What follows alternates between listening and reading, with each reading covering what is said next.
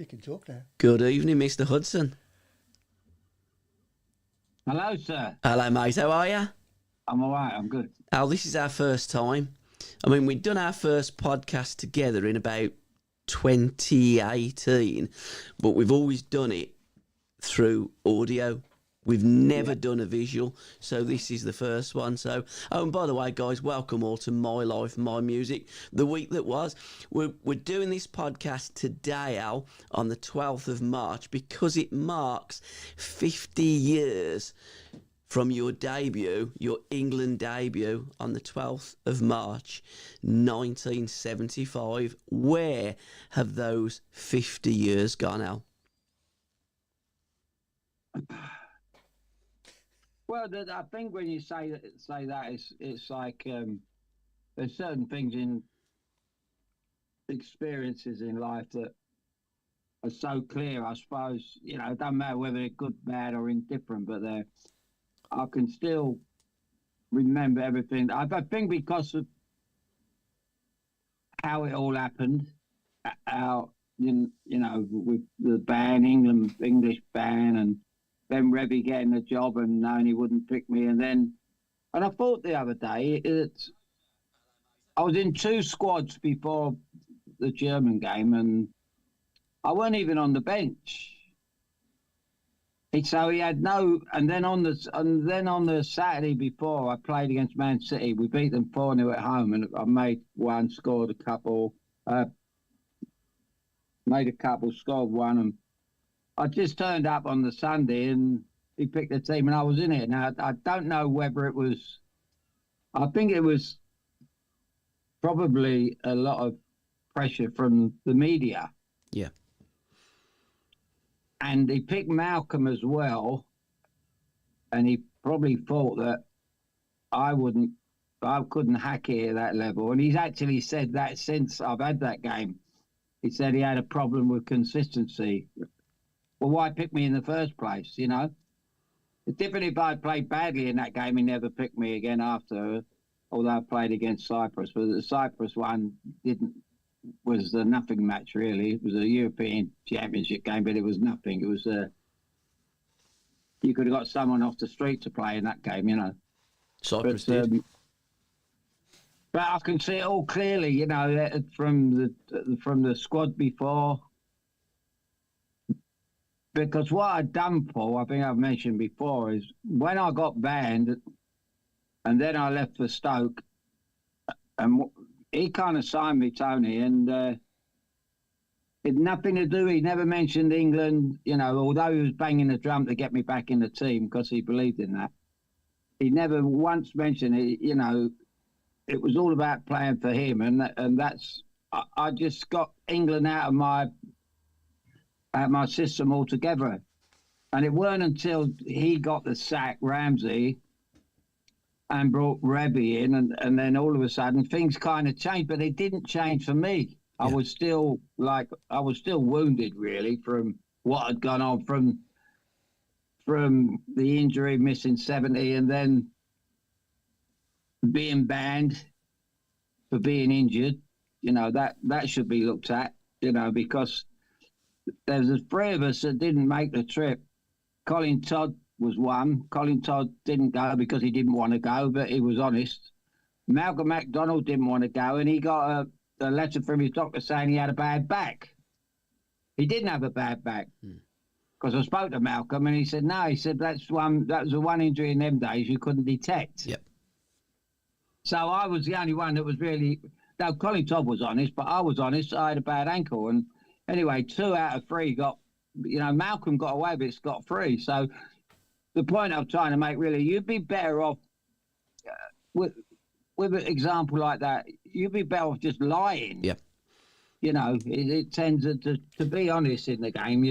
It kind of rebound on me being honest with Ramsey, and for some known reason, I think he had been knighted not long before that, and I think it was, you can't refuse me kind of thing. But anyway, and it leads up, and then it was an accumulation of things, and then we moved on to obviously the new year, Stoke were going great. We were going great, and me and Greenough were playing brilliantly.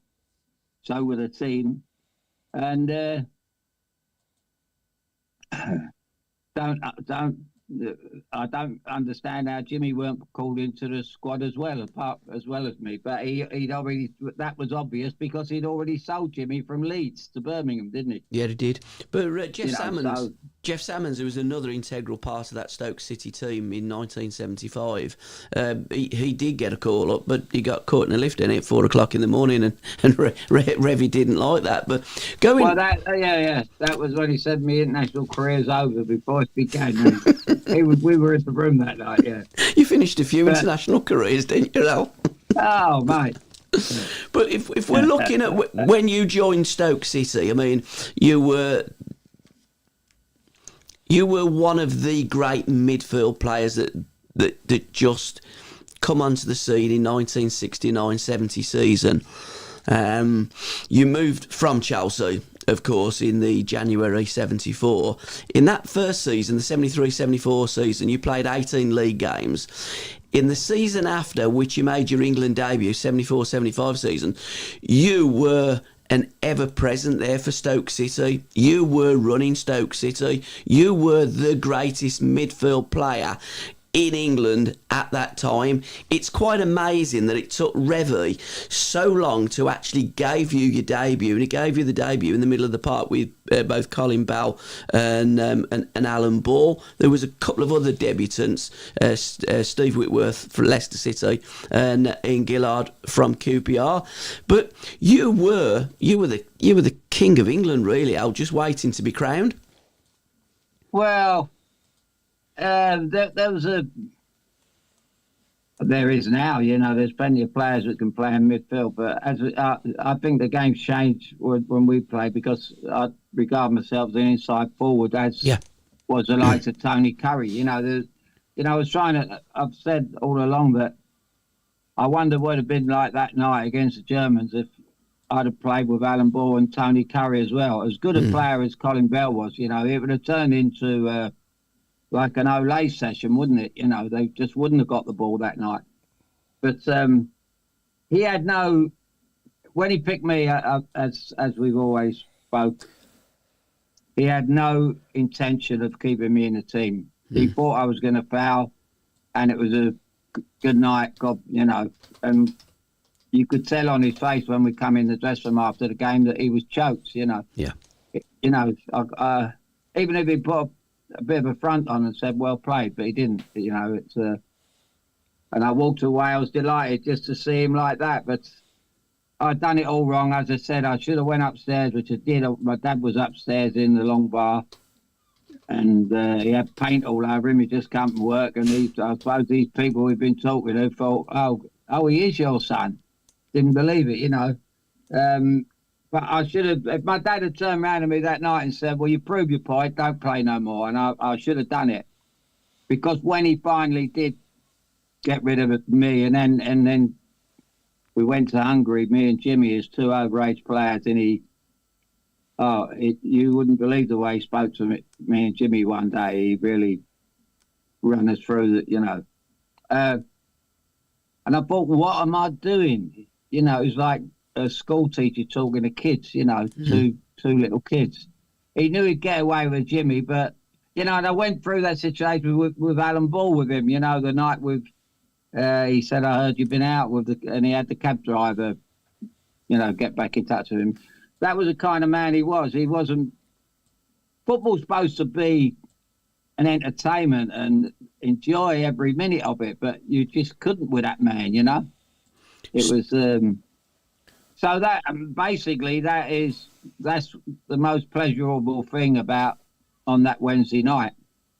To actually having done it. And I said to the press boys the day before, I said, at last I've got a game. I said, I can prove I can play at this level, which is, I've been waiting 5 years to do it since 1970, and I'm going to show I can do it. So, and I did. I backed my words up. It rebounded on the manager. And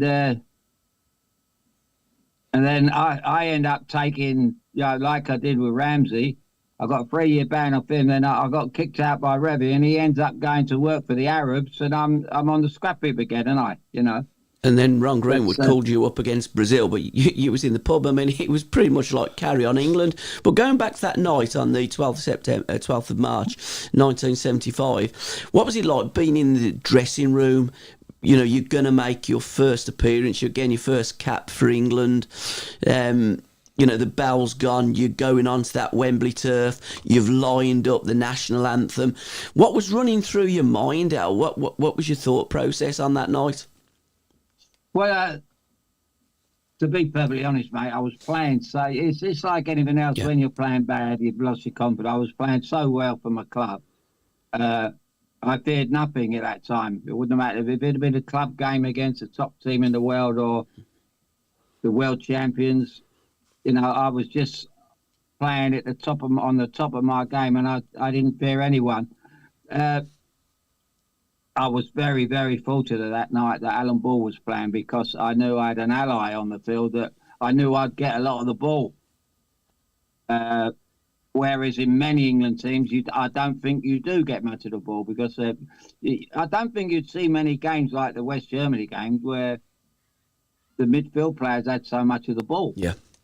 You know, and I never even mentioned Colin Bell, but he must have been watching me in Bawley, and thinking, oh my God, and he was a terrific player. But I always say that, every time I got it, I looked for him, and every time he got it, he looked for me. And that was because we were winning. I mean, they had a decent team out of the Germans. Otherwise, Beckenbauer wouldn't have played, would he? If they was a sender, we can see. But no, I just couldn't wait to get out. I can't remember anything. I can remember Revy going round and what he does at his club. He rubs people's calves and all that, and he thought that was what it was all about. Which is, if I don't have it on a Saturday, why do I want it when I'm playing for England? I thought, what's all this about? And then we got up, the bell went, we walked out, and then he said about, remember what they'd done to us in the war and all that. And I thought, well,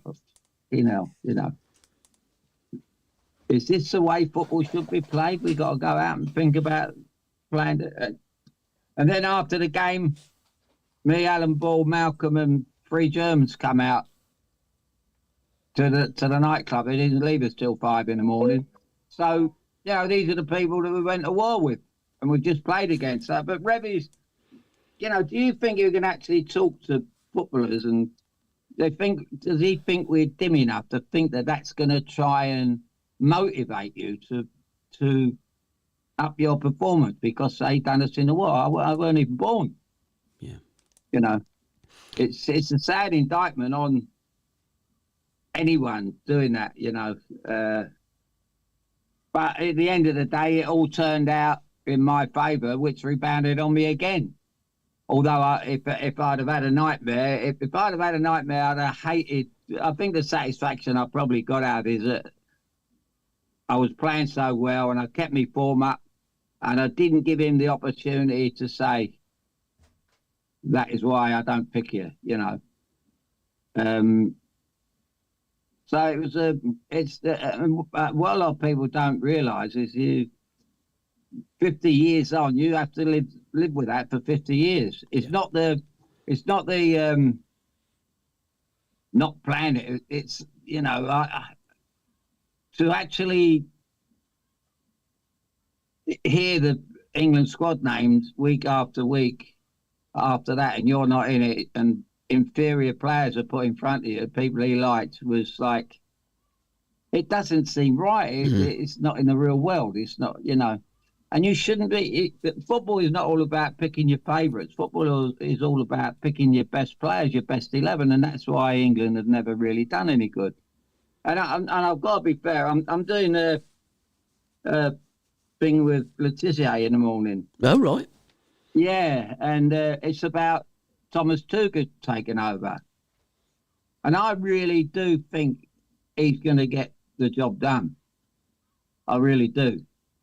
There won't be no favourites, I see what he done at Chelsea with a pretty average team. and they won the Champions League, and they were average. And I know what he could do. See what he done it in Germany. PSG as well. Yeah, PSG. Got them to the final. This fella, and I've seen him. He's been it all together. He will pick the best 11 for England. And I said to my son yesterday, I said, I think England will something. Will definitely win a major trophy in the next 4 to 6 years.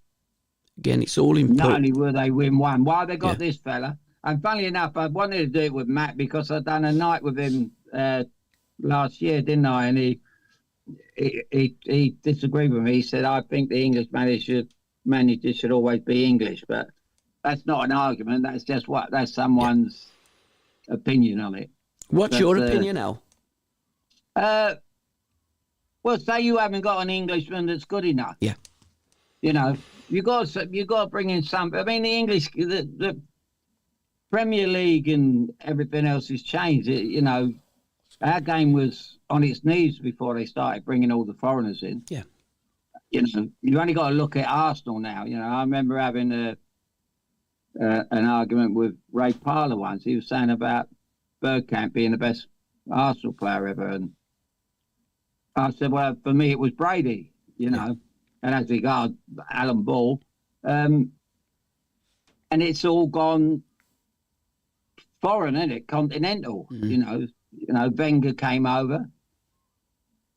You imagine Arsenal if Wenger hadn't came over, they were in trouble. They've gone from people like Terry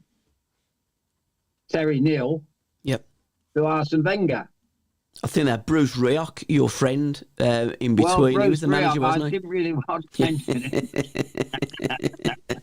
I mean, there was an incident, again, that was March. It was March the 24th, 1976. Charlie dislocated his shoulder and Rioch broke your leg, but he gloated, didn't he, many years after in Seattle, which puts a bad taste in your mouth.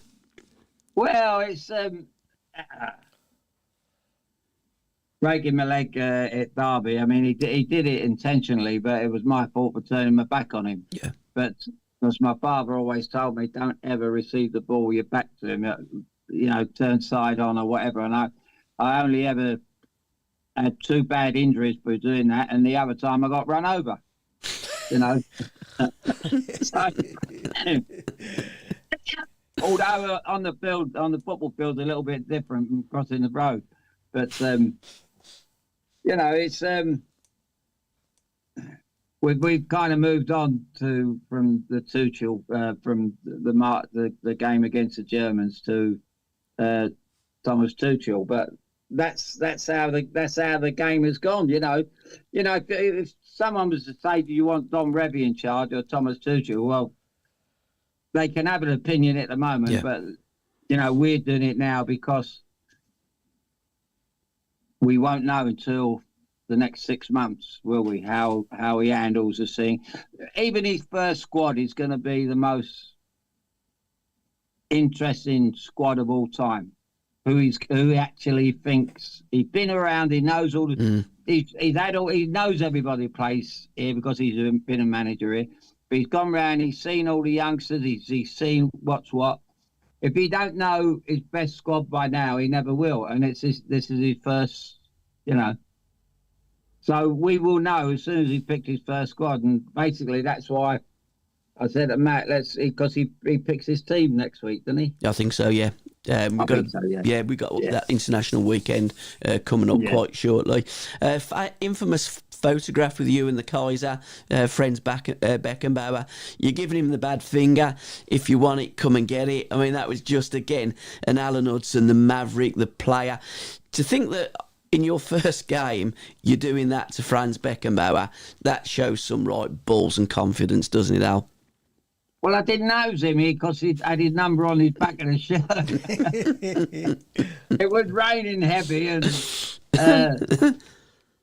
it was. I must say, it was. I couldn't have been lucky. For once in my life, I couldn't have been lucky because my conditions. It'd been raining for about 2 days. Yeah.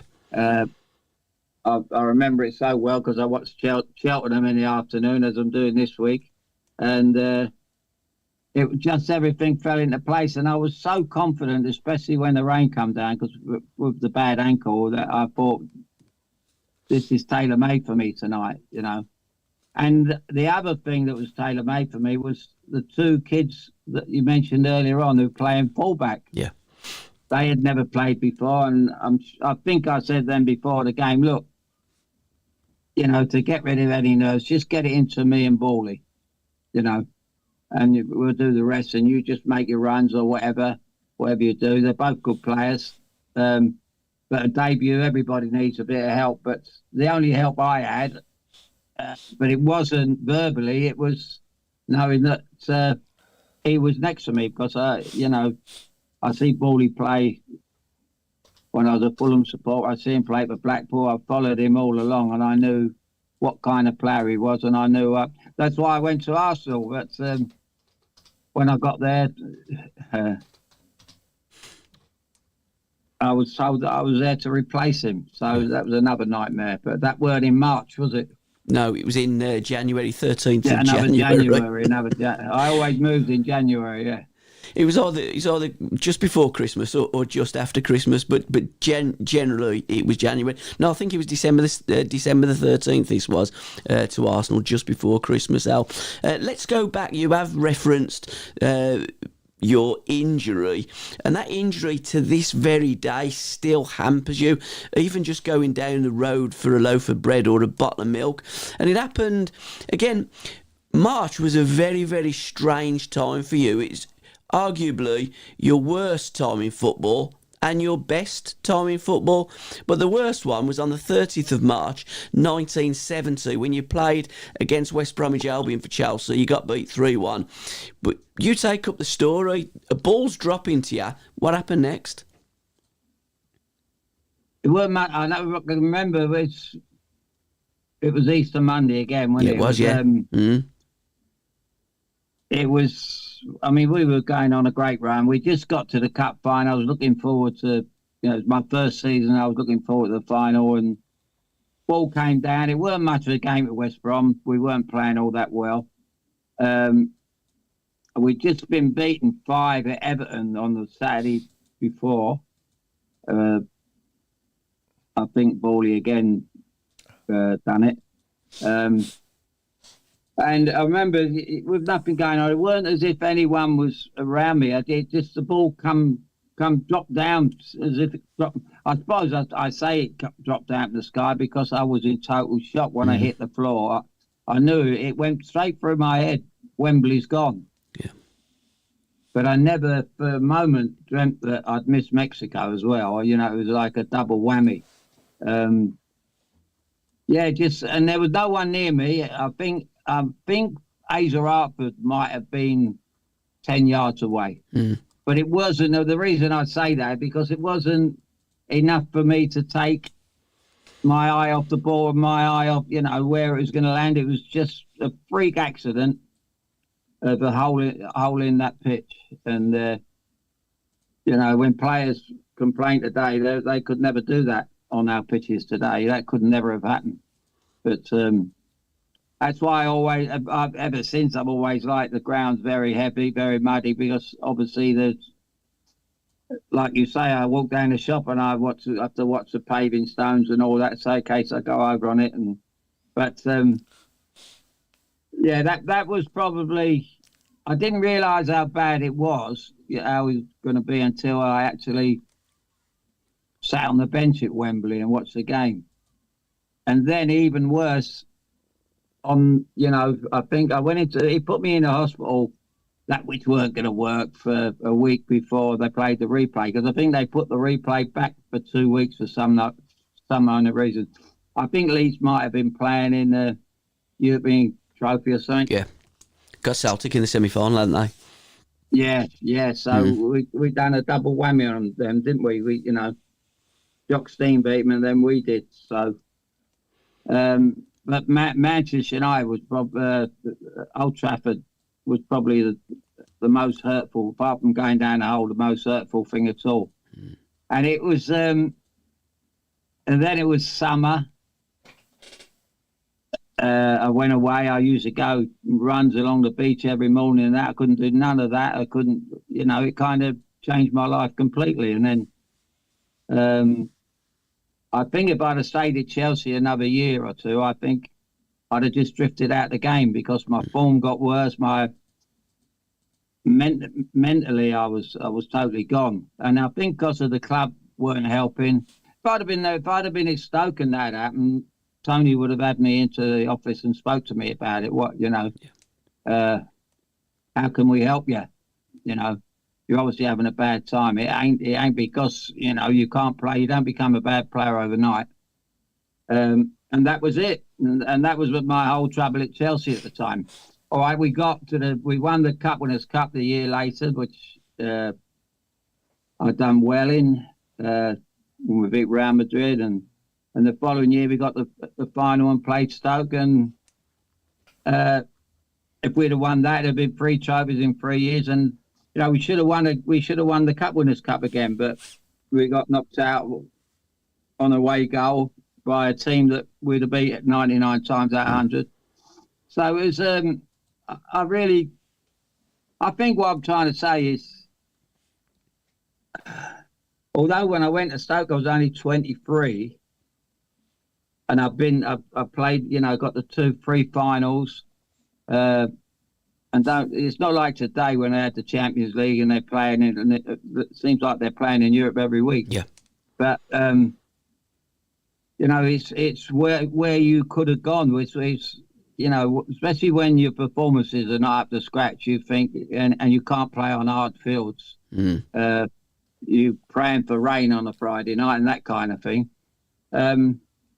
It's disturbing. And then it became that everybody knows you like a drink. I was brought up around the corner in the King's Road, and nightlife was great, although I worked hard and I overcame that. But drinking became not so much a pleasure, really. It was more, for the other reason. You see how people go off the rails and for certain reasons. And that was my biggest problem. There's nothing worse than playing so badly in front of a big crowd, and you can't do much about it. If it had been in the modern game, it couldn't happen today. You'd be seen. You'd be flown into the country or where they could fix you. But that's the way it was then. But I still think there's no excuse for management to overlook that. Yeah, they can either make you or break you. Yeah, and same thing, Paul, is like the Ramsey thing with the band. Yeah. He shouldn't have told me over the phone that you'll take the consequences. He should have said, well, turn up at the airport, we'll have a meeting for half hour and come along and don't play, and we'll get the doctors to look at you. Yeah. But let's give you a medical because you're 21 and we need you for the next few years. Absolutely. Let's sort out your injury. But it was kind of. It was chaotic, wasn't it? They didn't have physios in them days. They didn't understand the sports injuries. At Stoke City, your doctor was a gynaecologist. You never had a medical when you joined Arsenal. You couldn't make it up, could you? Football when I was got in the injured 70s. at Stoke, I had to send my missus to him. And even when you broke your leg, the physio said, didn't he? Well, the acting physio, you'd be all right the weekend. But broke my leg. Yeah. But going back to that injury, I mean, you went to Harley Street, you tried everything. Okay, the World Cup was finished. The Wembley was finished. But the World Cup, you would have been the youngest player to have played for England in a World Cup tournament, and the final was on your 19th birthday. If England would have got there, and again, if only England could have got there, because there's an argument that the team in 1970 was better than the team that won the World Cup in 1966, wasn't it? I think their performances in 70 were better than 66. The opposition was different. Yeah. They played away from home. They had the weather to put up with. They had Germany where they wanted them, and Ramsey messed up. They played well against Brazil, in particular Bobby Moore.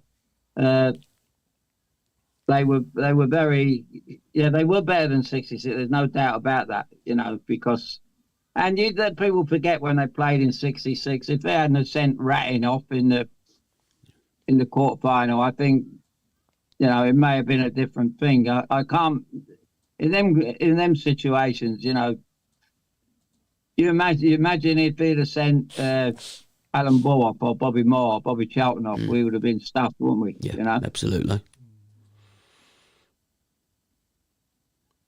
Going back to the March 12th on 75, what happened on March the 13th, 1975, after you'd actually got home with drinking to the small hours with some of your German counterparts? What was Thursday like, Al? Because you was preparing them for a top of the table clash at the baseball ground on the Saturday against Derby. So what was Thursday like, mate? Because there's the infamous picture of you with the England shirt, the number 10, over you while you're asleep on your mum's settee.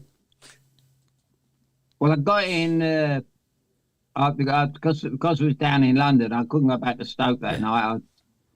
I was in a club till about 7 in the morning with Bally and these Germans. So the Germans went about 5. They got out, called the Candy Boss, and I left there. I got home about 9, and the prefab was, my uncles were there, and all the, it was a celebration time. So we went round the pub on the Embankment, and we were drinking champagne and whatever in there, as if we'd just won the World Cup or something like that, But it's just you're on such a high that, and it was personal. It wasn't.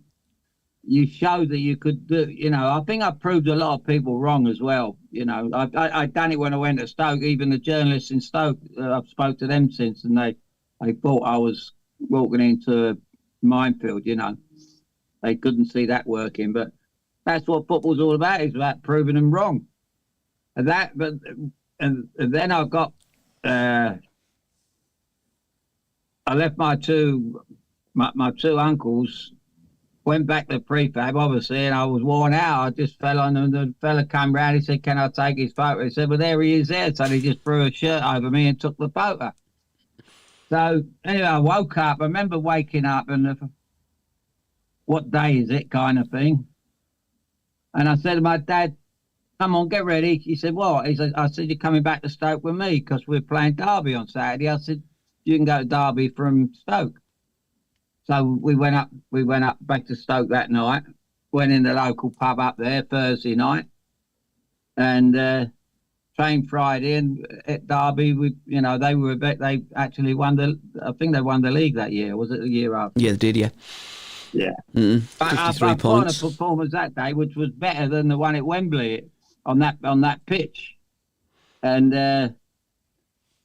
I remember a fella come out and he said to me, "Talk about your performance on Wednesday night against the Germans." I says, "What? Didn't you watch the game today?" He said, "It wasn't about the last game." I said, "Your Derby radio. You should talk about the game today." And I just walked away. But we were superb against Derby. We beat them. So that's what can happen when you're on the top of your game and you're so high on confidence. I mean, if I'd done that 2 years earlier when I was playing for Chelsea and went out after the game on a Thursday and then went out to Thursday night, I mean, I might have been thrown on the scrap heap, really. This was the two levels of being high and being low. I remember sitting in the Derby, the hotel on the station there, isn't it, at Derby, and we sat round before the game, and they put all the highlights of the West Germany game on. All the lads sat round, and the players in our team that weren't too fond of me. Yes, so I had to get up. Yeah. I had to get up and walk out. So that was that. But It was a bit different, that dressing room. At Chelsea, it was a band of brothers, but at Stoke City, it wasn't like that. You did have quite a few enemies, people that literally didn't like you in that dressing room, and to this day, still don't. It's quite incredible. But that pitch at the baseball ground, I mean, pitches in the 70s could be a little bit sandy, a little bit like with no grass and just complete mud. This was like a cow patch that you was playing on. And how you played some great football on that pitch that day is incredible. And Jimmy Greenoff's goal, where you backheel the ball to Jeff Salmons, puts in a brilliant first-time cross to Greenoff, and Greenoff meets it on the volley, don't they, far post. I mean, that was just poetry on motion on just a terrible pitch. Well, you see, I laugh when I see modern games. Sometimes I go to the odd game at Chelsea, and I hear people making excuses for people that, miss chances and can't pass it 10 yards and all that. And these are on pitches that are like carpets. Yeah. We were doing things on them pitches. All right, we didn't know the difference, but how can you make excuses for these people? It's ridiculous. But and what was the training sessions like at England? You and Bawley used to have a bit of a ball, didn't you? In your five-a-sides. What is there any song that evokes memories of those times playing five-a-side with Alan Ball? Well, I've got one written down here, Magic. Yeah. and By you were Pilot, yeah, Scottish band. Yeah, that one. Yeah, it was outfitting. Absolutely. I mean, and it was magic. We had a great five-a-side team, didn't we, in those days at England? Shame that Stan Bowles and Frank and all the boys wasn't there that night. But you did have training sessions with those boys, the Maverick players. And unfortunately, one session, Revy told you all that you didn't figure in his plans. Well, I remember it was after we had a 5 or 6 aside, and strange you mentioned that we were actually picked our own teams, and there was me, Bawley, Stan, and Frank, and Tony Curry, I think, and it was just embarrassing, Yeah. And then afterwards, I weren't. I've never got this. He took 3 or 4 of the boys to one side and told them they weren't in his plans. But he never did that with me for some reason. I don't know why. Maybe because he knew I was one of those people who would just start screaming and hollering about it and going to the newspapers or whatever. Because I think that was, why have them in the squad if they don't figure in your plans? It just doesn't make sense.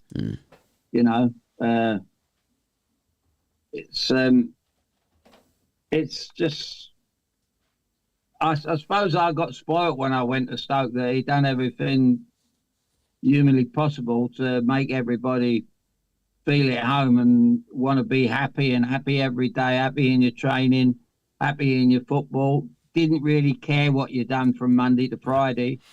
And if you had a problem, you could knock on his door. And he was a total, he was like a gentleman come second father. And then you come away from him and you are faced with a manager that just, I don't know. I don't think he ever spoke to me. I don't think he ever said hello. Yeah. He never done anything. It was so that kind of tells you straight away I shouldn't be here. But, and even more so, I suppose I was so high after the German game that I didn't think about packing up. But I most certainly should have packed up. I know that. I don't know. I was only 24, but I think that would have been the only way to make a statement, And the press would have asked, why are you packing up? I said, because with people like that in managing our team. And, I think today, if I'd have had like an agent, a good agent or a manager, off-field manager, I think, and he sat down with me and said, what do you think? Although they would have wanted me to stay in the England team because they earn more money out here. I think if someone would have turned around to me, or my dad would have turned around to me that night after the game and said, I think you should pack up playing for England now, just concentrate on playing for Stoke, and which I did, but I did it only because I had no option. Yeah. But Stoke was always my priority, and playing for Tony was always my priority. And I never felt that way about Chelsea, about playing for Dave or nothing like that. It was probably playing for the Rat Pack, that we were like, I think it proved how close we were to beat Leeds after being outplayed at Wembley, really, and then they were a better team at Old Trafford until we equalised, and then I think that shone through the togetherness of our team. We were behind against them 3 times in the 2 finals and come back. And then when they went behind against us, they were never going to come back, And I think that was a lot to be said for that Chelsea team. And I think that was a key to success in them couple of years. Yeah. But the wheels fell off, obviously, when he sold me and the other fella. Yeah, unbelievable to fund the East Stand. But after your Cyprus game, when Supermax scored 5 goals and allegedly, and Alan Hudson says, "Read that and weep, you bastard, read that and weep," which is in one book, but it's not in your other book. Did you get any more call-ups to England, or did they just completely disregard you, Al? I never even got a letter from them saying I was banned. Yeah. Yeah. I read it in the paper myself. No communication with the FA. As I say, I should have had a meeting about it. They should have called me in. The FA should have called me in, and I believe in. It's not even if I was anywhere near guilty, but I'm sure people got second chances. But I mean, but when you think of what the likes of Gascoigne got up to and everything else, he would. And you imagine England not picking Gascoigne? It's crazy, isn't it? Exactly. Yeah, Unbelievable. But I mean, yeah. we'd still got a number of games to play that year after Cyprus. We got Cyprus away. We was away at Northern Ireland. We got the home internationals, of course, there. Northern Ireland played Wales at home. Scotland, Switzerland away. In fact, Switzerland away was the only call-up that Tony Curry had for Don Revie, and then he dropped him again. Czechoslovakia and Portugal, that was pretty much it. But no more call-ups for Alan Hudson, apart from an under-23s call-up with Greenough. Quite incredible. We did reference Easter and how it was bittersweet for you. It was bitter in 1970, but on the 31st of March 1975, it was very sweet. But you'd played 2 games in London, drawn them both at Arsenal and at West Ham. You told Waddington that you couldn't play against Liverpool on Easter Monday, but a mark of genius and the mark of a man, he made that pitch fit for Alan Hudson, because he knew that if Alan Hudson played, Stoke win. It was quite weird, really. It's I mean, we got on the train, and I think we got about half hour home from Stoke, and I went and called him over. I said something to him, and he said, "Well, leave it. Don't talk about it now. Leave it till we get back to the hotel opposite the station, the North Staffs Hotel, which was quite famous in them days." He said, "We'll talk about it in the hotel." So we got back into Stoke probably about 8 o'clock, up to 6 o'clock train, and we was in there. A few of the boys went in there. Tony was in there, and we sorted out. He said, "Well, look, don't go out to a club tonight. Don't go nightclubbing tonight.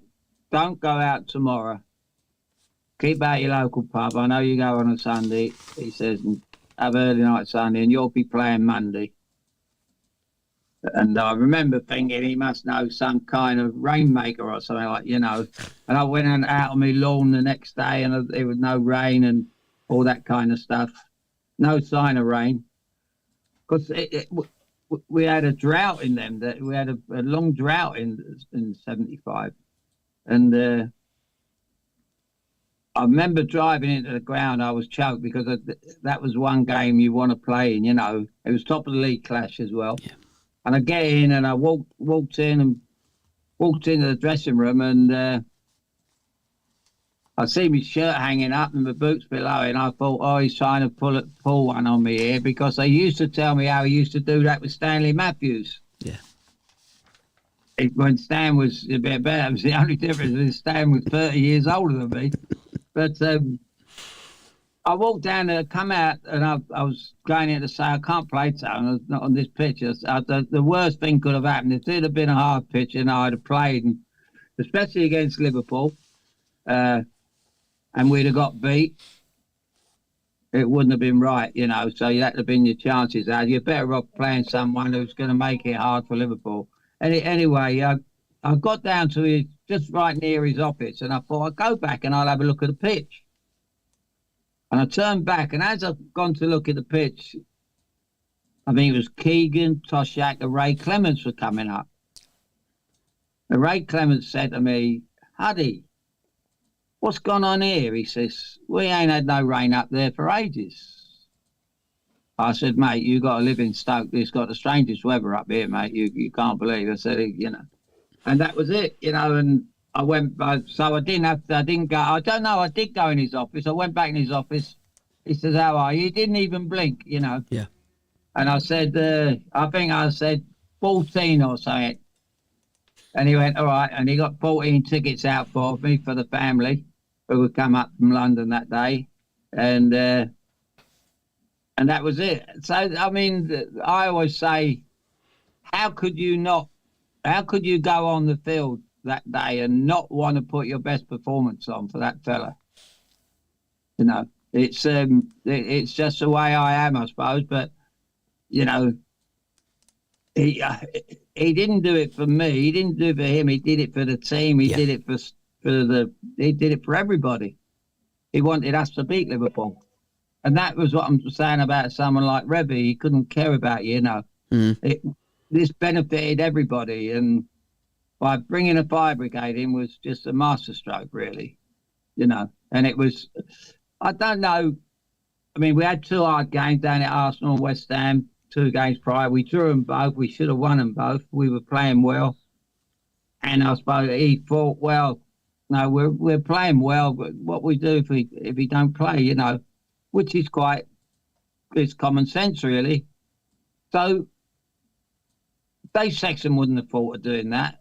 I remember Tommy Docherty done it once. Someone told me he'd done it at Chelsea. Cloughy did it, didn't he? Yeah, Cloughy used to do. I think he got that from Waddington. He done that after 1975, of course, at Forest, because he took over. What was it, 1970? I think it was 75. He took over, didn't he? And then wasn't it a European team? It used to. Yeah, I got an idea. Was it Cologne? And the city ground was heavy, and he watered the pitch. But I think he done it a couple of times, Cloughy. But again, he probably got it from Waddington, because they were good mates, wasn't they? Them two. Yeah, they were. He kept it secret as well. Tony, I was very close to Tony, even closer later on. But never mentioned anything about that. And it wasn't until I kind of didn't even suss it when we played Ajax in the UEFA Cup, and we played the second leg over there in Amsterdam, and Cloughy was sitting in the corner on the same flight, and I thought, what's he doing over there? And the photographer come over to me, and he said, would you mind having a photo done with Mr. Clough? I said, yeah. So I went over, and he kind of put this book down and looked at me. I sat next to him, took the photo, and just when I'd had to talk to him, he said, you can go back to your teammates now. Just fucked me right off. But I thought, that's great, isn't it? That's great. And it wasn't something to dislike or like it for. It's just the way he was, I found it quite amusing. And I kind of found out later that Tony used to go on all the away trips with Nottingham Forest. Right, okay. Yeah. And Derby, obviously. Yeah, he went He used to, so that's how close they were. So, but it's, you know, you couldn't get two people such chalk and Yeah.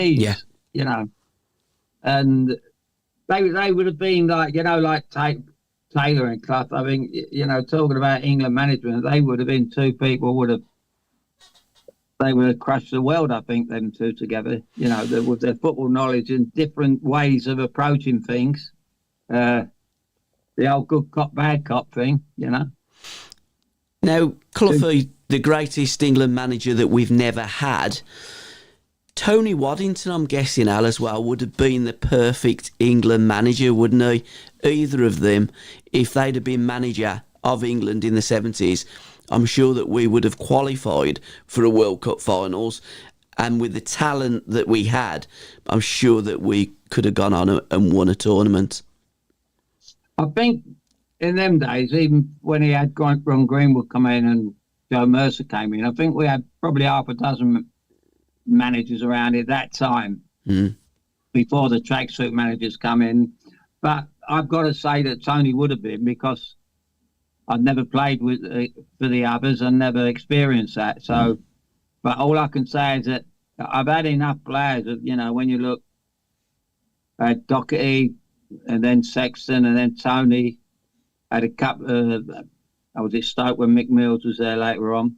Terry Neal, Revy, Ramsey, you know. So, you know, there's quite a few big names there. And not one of them could hold a candle up, you know. The only two people that treated me like Tony was when I went to America. Yeah.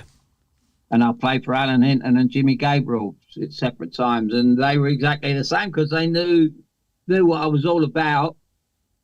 I remember Alan Hinton wrote in his book about me. He said he used to like a drink. He said, I've been round his house to parties. He said, I've been out with him, with our wives and everything else. He says, and he come in Monday, he looked like, you know, he'd been on right on one. He says, and Tuesday, you know, he came in, he looked a little bit better. Wednesday, he looked a little bit better. He said, but Saturday, he would walk in like he was Bo Brummel. He said, he's all dressed up, you know, going out for a night. He said, and then he'll play, and you'll think, how on earth did he do that? You know, it was and that was, because he knew if you treat someone well enough, you know, that's what I'm talking about, the drinking part of it. You know, I was doing that at Chelsea in the early days, and it was great. It was great fun, and we laughed about it. But it was the injury that messed me up. But when you know, I always say that a happy footballer is a good footballer. You know, if you're happy in what you do, then you're doing it right. And I was certainly happy there with him, you know, until I broke my leg that day after. I think it was someone told me once I played 80-something consecutive games till I broke my leg. You certainly, I think it was 89 games. Although I think you'd missed a League Cup game. It may have been the Halifax game or the Ipswich game. I'm not sure, because in that season Jeff played 50 games, you played 49. So there was one of those games, but combined you did play about 89 games for Tony Waddington. And again, your first game was against Liverpool, and your last game for Chelsea was against Liverpool. We've talked on My Life, My Music about Seabiscuit, how that racehorse was broken down, and you were broken down. You've fallen out of love with everything at Chelsea. And Tony just believed in you, and that's all you needed, to be loved and to be believed in. And when he did, my word, didn't he get the results from Alan Hudson? 105 league games. You was in the 2 seasons that you were there, Team of the Year in both seasons, the best midfield player by a mile. George even said that about you when you were banned by Ramsey. Again, a case of if only, Alan, how important and how integral management is. And it's a theme that runs through My Life, My Music, isn't it? Of course it is, yeah. Everything about it comes down to management. It's no doubt about it. Even years and years ago, or 50 years ago, and even today, it's the same now. I mean, the modern modern game. Look at Chelsea. You know, Yeah. they've gone from Frank Lampard and John Terry and Peter Cech and Ashley Cole and Arjen Robben and people like that to what they are now, and it's all down to management. Yeah. Nothing else. Nothing else. It's nothing to do with them upstairs. Again, you look at bringing it up to the modern day. You look at PSG. Luis Enrique, what a job he's done. He's got rid of those players, your Mbappes, your Neymar, your Messi. He's brought in great players, and they look, for me, the best team on the planet at the moment. I mean, that duo, Kvaratskhelia, Dembele, Vitinha. I mean, he couldn't even get in the bloody Wolves team.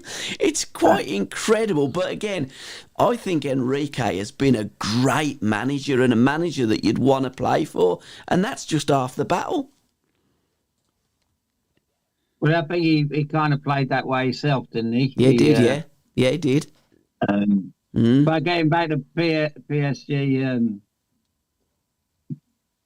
I kept thinking to myself, where's this fella come from, this duo, when they brought him on? When he came to the side, I felt caught. I said, he's a good-looking boy. I thought, he looks like he's got some class. And his first 3 or 4 touches, oh, mate, what was it all about? And then he took the last penalty well, and his last penalty, he just went like that. It was brilliant, absolutely brilliant. Yeah. So... I think he's only 20 as well, isn't he? He's only a young kid. Yeah. The ball loves him. The camera loves him. I think everybody loves him. And if Villa do beat Belgium tonight, they're going to be in Birmingham in a few weeks' time, and hopefully I might be able to get down to Villa Park and watch Paris Saint-Germain. Well, that'd be something, mate. That'd be something. I just hope they continue, go on and win it. And I mean, I did last night. I wanted them to win last night. Not that I was anything against it. I'm a bit of a Liverpool man, only because of Shankly, but football's all about wanting the best team to win it. They deserve to win it this year as well, especially they nearly never qualified, did they? Not sure. Not sure if I'm I don't think they honest. nearly qualified. They got through the skin of their teeth. I think. In that group, they did. Yeah, you're right. They did struggle up to a certain point. I think they won the last game, and then they qualified. And I think that's what Arne Slot was moaning about, the fact that they come top and then ended up playing Paris Saint-Germain. But you're right, they did have a real bad time early doors. But again, you know, it's a cup competition. They're coming good. To complain about. But I don't really. I mean, what's going on over there? Christ Almighty!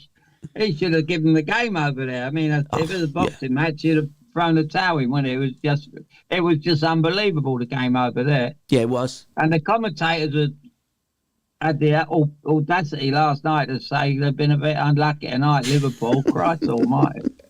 They'd never seen the game last week in Paris. But again, you're right, Al. Football is entertainment. It is art. And when you get entertained, you want to watch them again. And that's why I like to watch Paris Saint-Germain, because they never fail to deliver the highest quality of football and play with a swagger that is what football is all about. What you got in there, mate? Vodka and orange? I have my daily. I have it in the mornings. If I didn't have it today. Oh, okay. I've got me Alan Hudson mug here. Chris hasn't done me a tea, but you might be able to see that on camera. Our mug, Alan Hudson. I've got one, haven't I? Yeah, you have. Yeah, he provided the magic when they gave him the ball. That pretty much sums up Alan Hudson. Uddy, it's been an absolute pleasure again. The week that was, we've covered that. We've covered most of what's happened in March. But sadly, your father passed away as well in March, didn't he? And I remember you telling me the story of Phil Collins when he's recording A Groovy Kind of Love. That was the day after. And then young Georgia, your sister's daughter, was born. And Anthony was born as well in March, wasn't he? March is quite a month for the Hudsons. It really is, yeah. It was, our Georgia, my sister's little girl, she really, it's something weird about her. She's just too strange. I call her the special one. I said, don't worry about, I sent her a message on her birthday last week or 2 days ago and said, "Don't worry about Jose Marino. You're the special one."